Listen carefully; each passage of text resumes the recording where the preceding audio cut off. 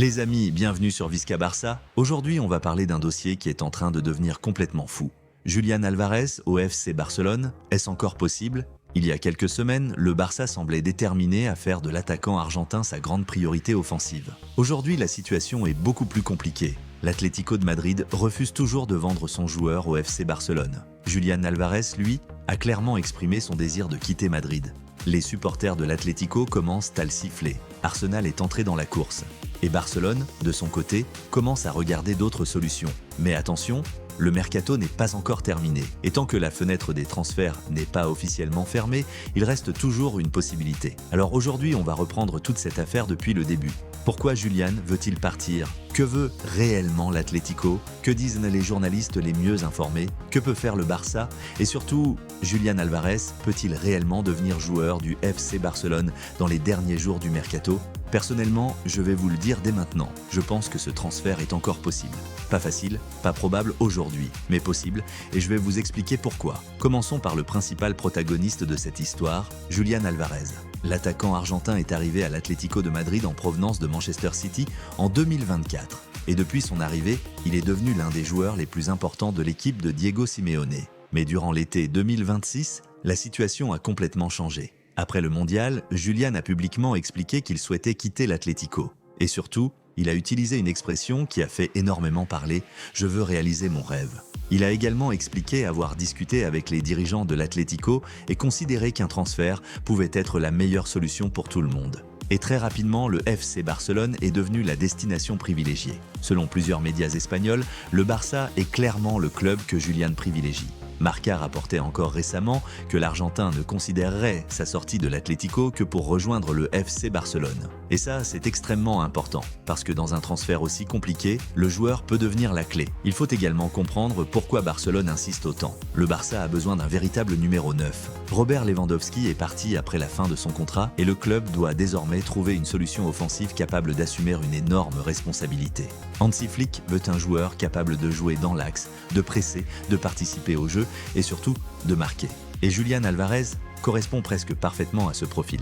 Il peut jouer numéro 9, il peut également évoluer derrière l'attaquant. Il peut participer à la construction, il presse énormément et surtout, il possède cette capacité à attaquer la profondeur que recherche Barcelone. Pour le Barça, ce n'est donc pas simplement une question de recruter une star. C'est aussi une question de profil. Julián pourrait être le joueur capable de devenir la nouvelle référence offensive de l'équipe. Et contrairement à ce que certains peuvent penser, Barcelone n'a pas simplement regardé la situation depuis son canapé. Le club a travaillé sur le dossier.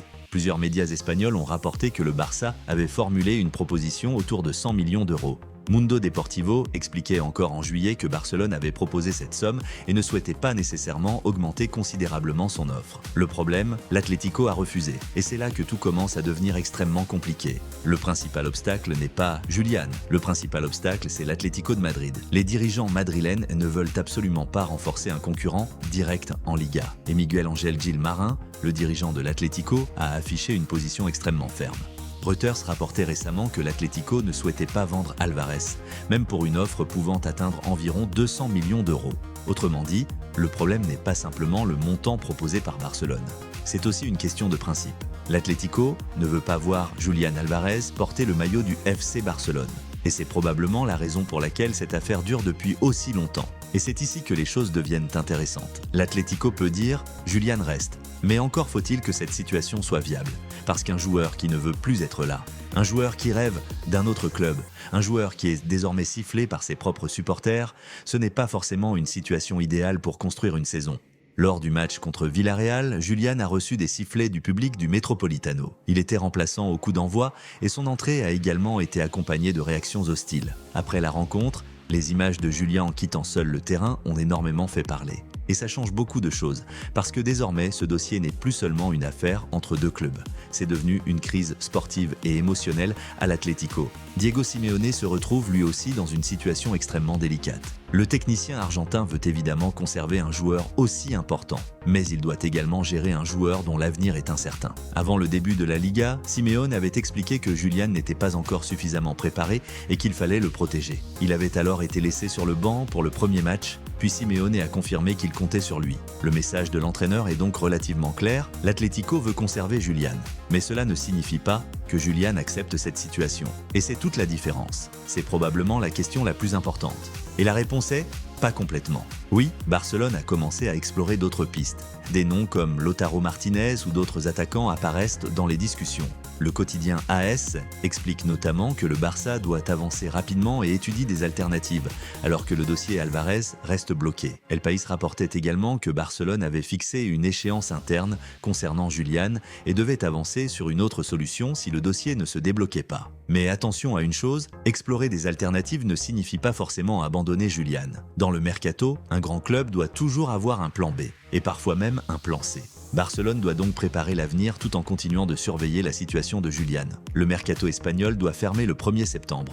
Cela signifie qu'il reste encore une période pendant laquelle énormément de choses peuvent changer. Imaginez maintenant le scénario, le 30 août, l'Atlético reçoit une nouvelle proposition. Julián maintient sa volonté de partir. Le joueur refuse de s'engager sur le long terme dans cette situation. Arsenal insiste, le Barça revient avec une nouvelle formule et soudain, l'Atlético doit prendre une décision.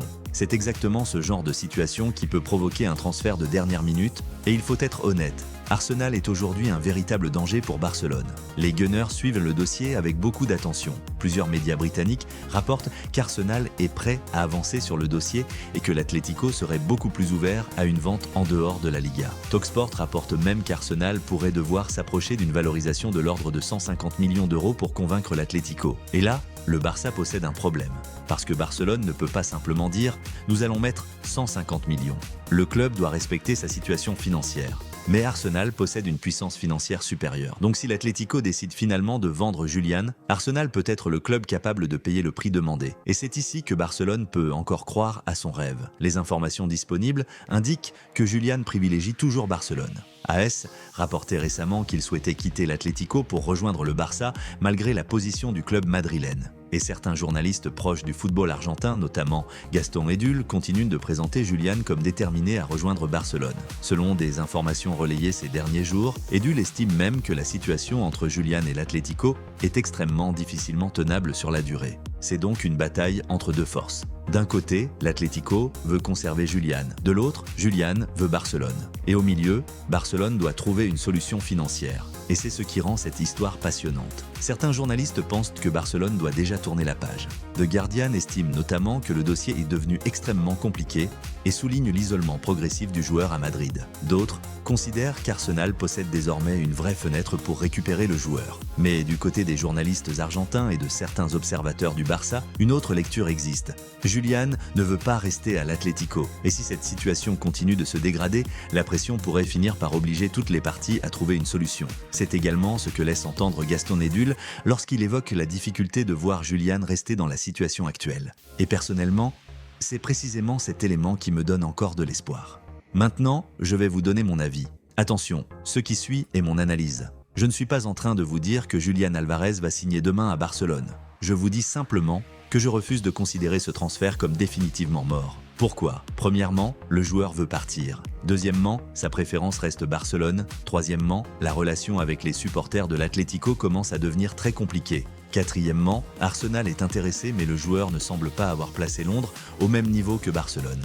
Et cinquièmement, il reste encore plusieurs jours avant la fermeture officielle du mercato. Pour moi, le scénario le plus intéressant serait celui-ci. Barcelone ne bouge pas immédiatement. Le club garde le contact. Deco continue de discuter avec l'entourage du joueur. Julián continue de faire comprendre qu'il veut Barcelone. Pendant ce temps, Arsenal met la pression. L'Atlético doit alors choisir, conserver un joueur qui souhaite partir ou accepter une grosse vente. Et si l'Atlético accepte finalement de négocier, le Barça peut revenir dans la course. C'est là que tout pourrait se jouer. Parce que Barcelone n'a peut-être pas besoin de convaincre Julián. Le joueur semble déjà convaincu, le Barça doit simplement réussir à convaincre l'Atlético. Et trouver la bonne formule financière. C'est probablement la partie la plus difficile. Si l'Atlético exige une somme énorme, Barcelone aura du mal. Mais un transfert peut être structuré. Paiement échelonné, bonus, variable, pourcentage sur une future revente. Ou éventuellement une combinaison de plusieurs éléments, le Barça doit donc être extrêmement intelligent. Et surtout, il ne doit pas entrer dans une guerre financière avec Arsenal. Parce que si Barcelone commence à surpayer Julián uniquement pour battre Arsenal, le club prendrait un énorme risque. Le Barça doit rester fidèle à sa stratégie. Mais si l'Atlético accepte finalement de négocier autour d'une somme raisonnable, alors tout peut changer très rapidement. Imaginez la scène. Nous sommes le 31 août. Barcelone cherche toujours son numéro 9. Julián est toujours à Madrid. Arsenal attend. L'Atlético hésite. Et soudain, Deco entre en contact avec l'Atlético. Une réunion est organisée, l'entourage de Julián pousse pour Barcelone, les négociations commencent. Quelques heures plus tard, une nouvelle offre arrive, puis une deuxième, puis un accord de principe. Et dans la nuit, Julián Alvarez devient joueur du FC Barcelone. Est-ce que c'est garanti? Non. Est-ce que c'est aujourd'hui le scénario le plus probable? Non plus. Mais est-ce que c'est impossible? Absolument pas. C'est exactement pour cela que je pense qu'il faut attendre la fermeture officielle du mercato avant d'enterrer définitivement cette opération. Soyons honnêtes, aujourd'hui les obstacles sont énormes. L'Atlético ne veut pas vendre au Barça. Le club madrilène a un contrat avec Julián jusqu'en 2030 et dispose d'une clause libératoire gigantesque, rapportée autour de 500 millions d'euros selon plusieurs sources. Le Barça ne peut évidemment pas payer une telle somme, et Arsenal possède une puissance financière qui peut compliquer encore davantage le dossier. Donc oui, le transfert est difficile, mais difficile ne veut pas dire impossible. Et dans le football moderne, surtout dans les derniers jours du mercato, les situations peuvent évoluer extrêmement rapidement. Alors, les amis, voici mon verdict. Julián Alvarez au FC Barcelone est encore possible. Je ne vous dirai jamais que le transfert est fait alors qu'il ne l'est pas. Je ne vais pas inventer une signature. Je ne vais pas vous dire que l'Atlético a accepté une offre alors qu'aucun accord définitif n'existe. Mais je pense que Barcelone possède encore une carte très importante. La volonté du joueur. Julián veut le Barça. Et tant que cette volonté reste intacte, Barcelone possède encore une chance. Le véritable danger pour le Barça, ce n'est même pas uniquement l'Atlético, c'est le temps. Parce que plus on approche du 1er septembre, plus Barcelone devra prendre une décision. Attendre Julián ou sécuriser une autre solution, et c'est là que Deco devra être extrêmement intelligent. Pour moi, cette histoire n'est pas terminée. Loin de là. L'Atlético veut montrer qu'il est maître de la situation. Le Barça veut montrer qu'il peut encore convaincre, Arsenal veut profiter de la situation. Et Julián Alvarez, lui, veut réaliser son rêve, rejoindre Barcelone. Alors oui, aujourd'hui, la balance semble plutôt pencher du côté d'un maintien à l'Atlético ou d'un départ vers un autre club. Mais dans un mercato aussi long et aussi tendu, il suffit parfois d'un seul événement pour tout faire basculer. Une nouvelle déclaration de Julián, une nouvelle proposition du Barça, un changement de position de l'Atlético. Ou une énorme offre d'Arsenal qui pousse Madrid à ouvrir les négociations. Et tout peut repartir. Personnellement, je garde donc une porte ouverte. Je crois encore au scénario dans lequel Julián Alvarez porte le maillot du FC Barcelone avant la fermeture du mercato. Peut-être pas aujourd'hui, peut-être pas demain, mais pourquoi pas dans les dernières heures? Et si Deco prépare réellement un dernier coup, c'est peut-être maintenant qu'il faut surveiller Barcelone. Alors dites-moi dans les commentaires, est-ce que vous pensez que Julián Alvarez sera joueur du Barça avant le 1er septembre? Êtes-vous plutôt optimiste? Ou pensez-vous que l'Atlético bloquera définitivement son transfert? Moi, vous le savez maintenant, je crois encore au Barça. Et si Julián Alvarez finit par arriver à Barcelone, ce dossier pourrait devenir l'un des transferts les plus incroyables de ce mercato. N'oubliez pas de vous abonner à Visca Barça, d'activer la cloche et de laisser votre avis dans les commentaires. On se retrouve très vite pour les prochaines informations.